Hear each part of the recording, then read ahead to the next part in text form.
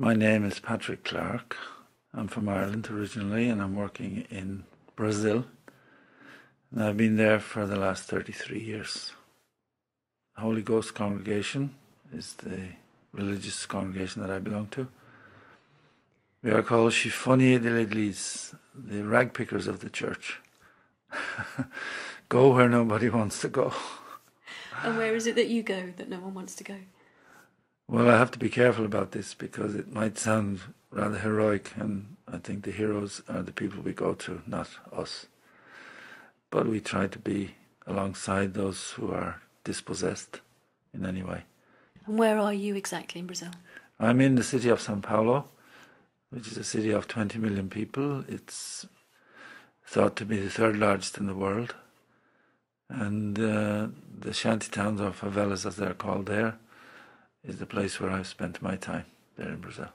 Tell me about the project that you set up then with the people and with their ideas. We started off praying, I wanted my work to be faith-based, so I joined their prayers. And in their prayers we were always surrounded by rats and by the stench of sewers. And I wondered, did their prayer and their faith have anything to do with this, and could it change it? And they said no. And I said, why not? And they said, well, we have no power, we have no influence, we are ignorant. And I would say, well, who made that chair there? And they'd say, oh, Pedro, and oh yeah, and the table, yeah, they made that too, and the house. Oh, they got together, and their brothers and their fathers and their sons, yeah, and you could do all that, and you can't do anything about the sewers and the rats. And gradually, over the space of a year or so, we drew up a plan, and we had the whole area divided into 52 sections. And we didn't have any technology except the most primitive kind, spades and hoes and hands. And we started digging. And 5 years later, we had a sewerage system underground. And they then believed that they could change things. And that's where the other things came from.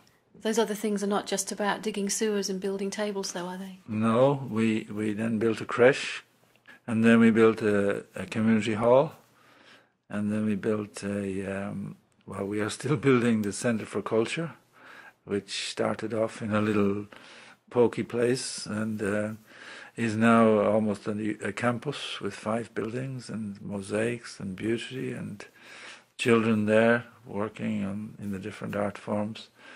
And respected in the community, a focal point in the community.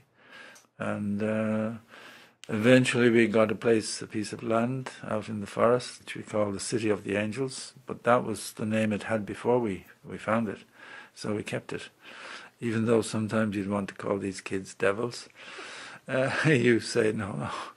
Like John Bosco said, there's no such thing as a bad child, only a child that hasn't been loved enough. Art isn't something that people would think would be an immediate priority for a favela or a shantytown. No, we've often been asked, why not the soup kitchen? Why not, any of these things? But people do not live only on bread. They live on their soul, their heart, their spirit. Why haven't these children the right to the inheritance, which is art, music, and all these things? And the world outside is in great contrast to that. Are you frightened? I don't think about it, Mary. I just get on doing it. And one day I asked the Cardinal to come and say Mass. He said, yeah, sure. And I went to collect him, and we drove through the city, reached the favela, and got out. And I deliberately took him right through all the most difficult and dangerous places I could find. And as we walked through, and these guys standing there leaning against the wall with their guns, when they saw, they sort of advanced towards us, shook his hand, shook my hand, and we passed on our way. The kids then get solace and spirit-enhancing activities through their art, but they don't just stay in the favela, because you mentioned the City of the Angels. What City of the Angels? Where is it? Why do you have it? It's about an hour away from the favela. It's way out in what's left of the Atlantic forest. It's a very damaged area. It's a place that I found after years of searching, because I don't know, this dream was in me to find this place and to make this link between city and land and country and nature. And because in the favela you don't see a blade of grass, nothing, just concrete and paper-thin walls and narrow alleyways and, you know, no space. One of the great human geographers of our time is a Brazilian, and he said, without space you cannot be humanized. So having in mind all that, we organize these special education days for groups of kids from the centre out to this place on the land. And it's like a well-organized experience. They're not just dumped there. It's not just about leisure. It's about education. It's about awareness. It's about responsibility, and it's about spirituality. And so they do workshops in all of those areas. They have guided walks through the forest. And they see the animals. They know the animals. They usually finish the experience by planting a tree ceremonially. They do painting and sculpture and stuff while they're there, and they put their reflections into that, and, you know, they leave some of the paintings behind and they take the rest back to the centre. And over time they build up a new sense of how they as children can be responsible for the planet, even in such a horrendous place as the favela, where there's no space to be anything. But they are becoming protagonists for peace, and they're also becoming guardians of the small plots of gardens that we are putting around the centre, which are systematically destroyed by other kids. So they're coming along and they're being able to ask these kids, why are they treading, as Yeats would say, treading on my dreams, you know, and what's the point? And gradually these kids that are not in the centre are becoming aware of how they might collaborate in the protection of their own environment. It's a really expensive project to run as well, isn't it? Oh, Mary, it is. It's such a hard thing, really, to survive and to think how. This is why I have to go around the world with my begging bowl to try and keep it going. It's costing us about 7,000 quid a month to run this.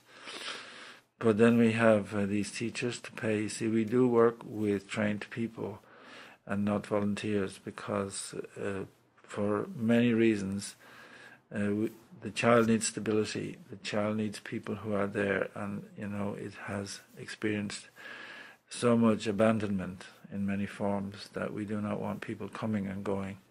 We want stability. That's what they don't have. We need people who are not just professionals, but who are caring, who are passionate about what they do, who are able to be loving, and who have certain basic values that the project is trying to promote, and they have to be paid justly. I'm still hoping, I'm still relying on Providence to find some solution, because I don't know. And anybody could help in any way, big or small? Yeah, well, we've always valued the crumbs, because without them there's no loaf, you know, and the loaf is to be shared. And people, even my own mother, when she was alive, she used to give me her pension. And, well, she was always giving things away anyway. She had nothing, and she never wanted anything. And she'd say, here, take that, I don't want it. So you'd weep. I mean, the number of times I've wept. I'd say, Mother, what's here? What's in this envelope? Never mind, take it. And I'd look in and I'd see the you know, the notes sort of flattened out where she saved them and stuck them in there, you know. And I'd take it back, and that would be her contribution to keeping it going, you know. And the people in parishes and schools, kids in schools that I visit, you know, they do non-uniform days, and they'll do bazaars, and they'll do all sorts of gigs and things. And out of that, a few hundred quid, you know, that's what this project has survived on. And it is providential, because we've been going for 20 years, this project. But for how long more, I don't know. If somebody wanted to give us a real good dig out, we'd say, thanks a million, you know. You're part of our dream.